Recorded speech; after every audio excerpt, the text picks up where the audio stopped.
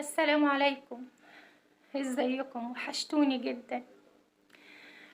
كنت شيرت فيديو يوم العيد وقلت فيه ان انا عيانة وتعبانة ومقضية يوم الوقفة كله عند الدكتور. حابة اشكر كل الناس الجميلة اللي دخلت علقت لي على الفيديو وسألت عني ودعت لي، وبعتذر ان انا ما قدرتش ارد على التعليقات. الفيديو عدى 1,200,000 مشاهدة وفي أكتر من 7,000 تعليق، فطبيعي سامحوني إن أنا ما قدرتش أرد على كل التعليقات دي. لكن أنا شفتها وسعيدة بيها جدا، والله العظيم فرحانة بيكوا جدا إن أنتم واقفين جنبي وبتسندوني وبتدعولي. بجد مليتوا حياتي، وربنا يخليكم ليا يا رب. النهاردة أنا رحت للدكتور. المفروض إن أنا من يوم الوقفة باخد علاج وعلاج مكثف. للأسف ما جابش أي نتيجة معايا، ولسه تعبانة زي ما أنا تعبانة. عندي إيه؟ زي ما انتوا سامعين صوتي كده، أنا من شهر 1 مش قادرة أتكلم بصعوبة جدا. الأعراض الجانبية بدأ يجيني ضيق في التنفس، باخد نفسي بالعافية. مش بقدر أبذل أي مجهود.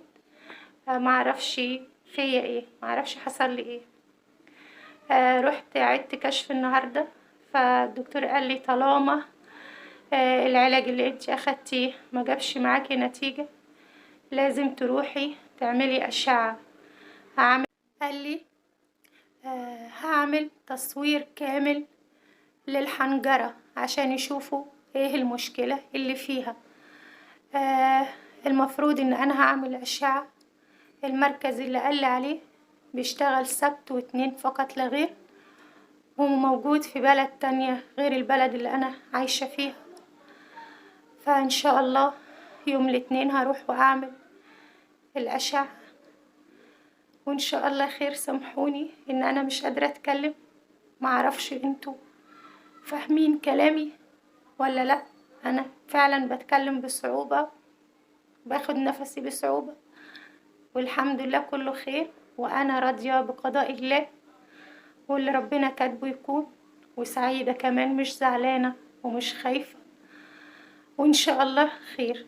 بحبكم جدا، وربنا ما يحرمني منكم، وربنا يجعل وقفتكم جنبي في ميزان حسناتكم جميعا.